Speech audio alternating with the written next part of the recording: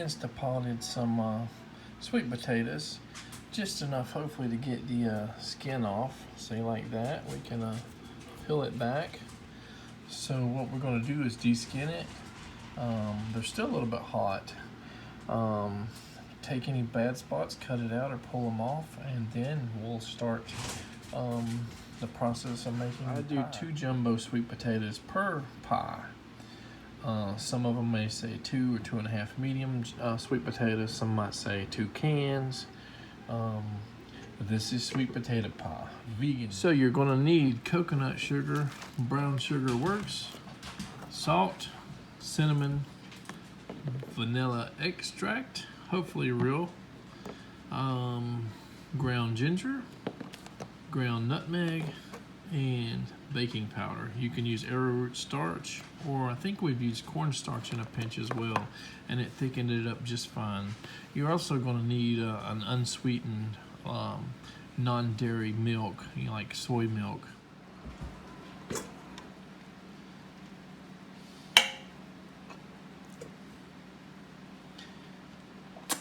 I think this strainer is going to be way too small.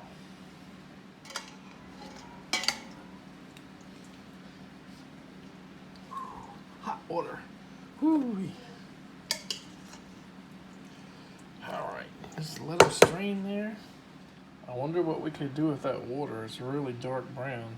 Maybe it'll make good, I don't know about tea, but maybe plant food. So basically, there's what it'll look like. A bunch of peeled sweet potatoes. Easy to peel. You know, usually use your fingers and just pull them apart. And then we just will go through it, look around with a fork or something. If there's any black spots, just cut them out. Now you can use purple sweet potatoes, which are about the same. Give it a little bit of purple color. Or like the Japanese purple, which has like a purple skin but a white flesh, and it's actually a little firmer, more like a Idaho, like a baking potato russet. And they are sweeter to me, and you could use a little bit less sugar and still make a sweet pie. I will tell you another trick. If you don't want to go through the hassle of making like separate pumpkin and sweet potato pies, just take one of your bits of pie filling and get some like frozen butternut squash cubes and just put maybe like a cup in there. It changes the texture and everything, and it makes it taste, in the times that I've tried it, just like a pumpkin pie. And I've made pumpkin and sweet potato pies in the same batch of filling, like I said, but just adding that butternut squash in the mix of 1 or 2 different pies. So if you don't like the idea of sweet potato, and I actually run across a guy the other day when I was getting sweet potatoes that said his wife hated squash, so she didn't eat pumpkin pie. So you could make this generally the same, no extra work. Just add a little bit of butternut squash to make somebody happy. So let's mash it up a little bit here, mix it, cut it. I usually do not, see, there we go. We pull the skin out, you know, as we find it. So I usually do not actually cook it this far, and I didn't cook it very far. I put it in the Instapot and I left it there, so it kind of continued to cook on the pressure cooker for a little while, and it stayed hot for a while. So I like a 5-minute pressure cook. It takes a while to on the Instapot to get to temperature, but once it does, you know, it'll cook for 5 minutes. It'll go into a warm mode, but with all this filled the Instapot up, by the way, so it held a lot of heat, and it continued to cook for a while. But that's okay. This is possibly going to make it where we can mix it by hand versus the KitchenAid. Just trying to get little pieces of root and skin and all out, just by mixing it a little bit here, turning it, mix it, turn it. What's at the bottom here? So sugar, 1/2 cup of coconut sugar, or in this case brown sugar, per pie. So we got about 1.5 cups here for 3 pies. We're not going to mix it fully. We're just going to kind of mix it in a little bit at a time, and we'll see if we need the KitchenAid later to hit some of these firmer pieces. 1/2 cup of unsweetened non-dairy milk per pie. If you have sweetened, that's okay. Maybe just put a little tad less sugar in it. Now the recipe calls for 1/2 teaspoon of ginger per pie and 1/2 teaspoon of nutmeg per pie. I like to change it up and add maybe 20 to 30% more ginger and 20 to 30% less nutmeg. It's personal preference. So I'm putting ginger in there now, and the nutmeg. Give everything a little bit of a stir again, just a little bit. 1 teaspoon of ground cinnamon per pie. So we're making 3. There's 1, 2, 3. 1/4 teaspoon of salt per pie. And I got it in there already. 1 teaspoon of vanilla extract per pie. So 3, 1, 2, 3. 2 tablespoons of your starch or your baking powder per pie. So we need 6. So pumpkin pie and sweet potato pie are custard-based pies, I guess you would say. They use an egg to act as a binder and thickener. But when we don't have that, we use some kind of starch or baking powder. And like I said, I think we've used cornstarch before when we were running low, and it worked fine. Seems like some pies may be more picky, but sweet potato pies, you know, we've made them quite a few times. In worst case scenarios, they just maybe take overnight to set and get that firmness that you would really want. Now we're going to try to stir it all in again. Now would be a good time to preheat your oven to 400 degrees. What does this smell like? It smells like cinnamon, like Fireball. Amazing.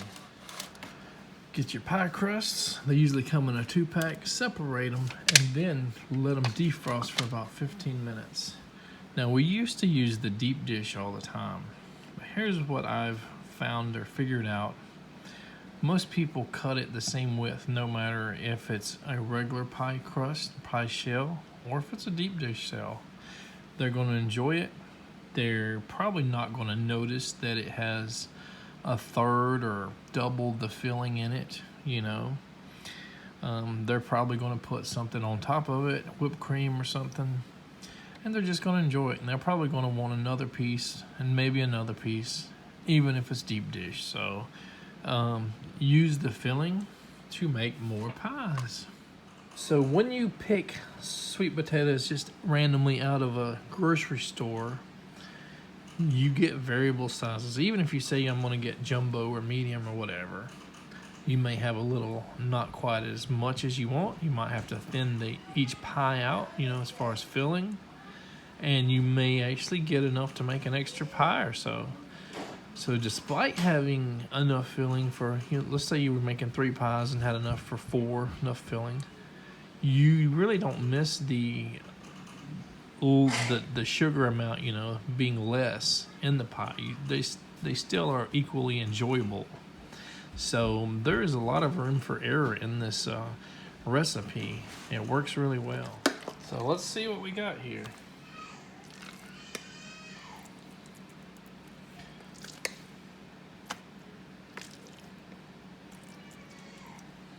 Kind of spread it around.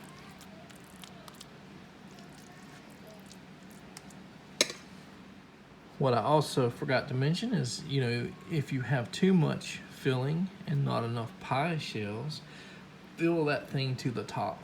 Go all the way up, it's okay. Pie crust number 3. Should I make 3 or just divvy it up, you know, and make 4?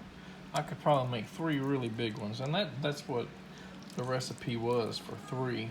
I'm gonna go with it for number 4. 6 jumbo sweet potatoes for 3 pies. I think we got enough for 4 pretty nice ones. Let's kind of push it to the edge over there. Okay. They're not gonna be overfilled, but these are just be normal size pies here. All right, we're gonna put these guys in the oven, and we're gonna immediately turn the temperature to 350 and bake for about 40 minutes. These last 2 just gotta wait for the other ones to bake so we can pull them out. I technically could bake that one there, but I don't have another double oven thing here, pan, to put both of them, so I'm gonna have to stay up for probably 3 or 4 hours to cook and cool and cook and cool anyway before we can put them up for the night. So a few years ago I made these pies. This is a normal one at the bottom, and this is one made with the Japanese white flesh sweet potatoes. So good. Less than a minute left. These things are smelling amazing. There they are, and now we're fogged up.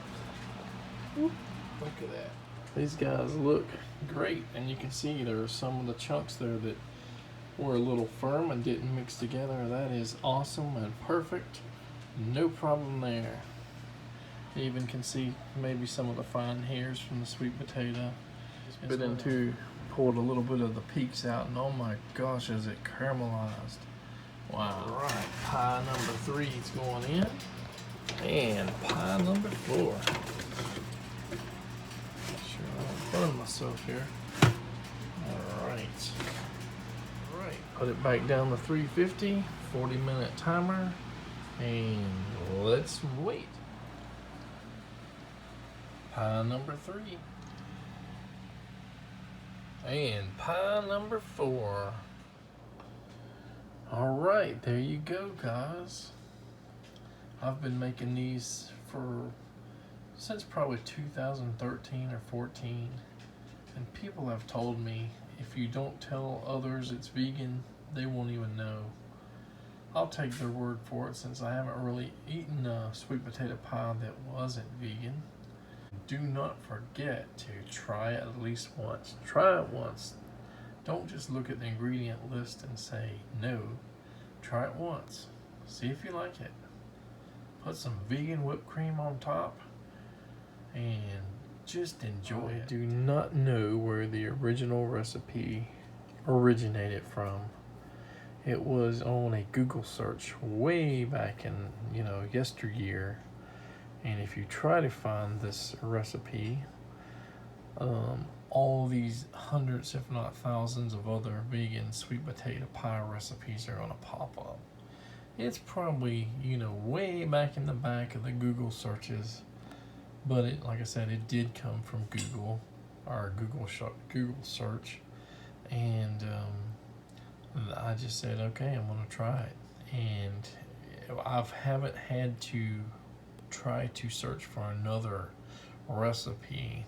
That's how good I believe this is. That's how good most other people that try it say it is. Look at that peak with that caramelization right there. Take care, guys.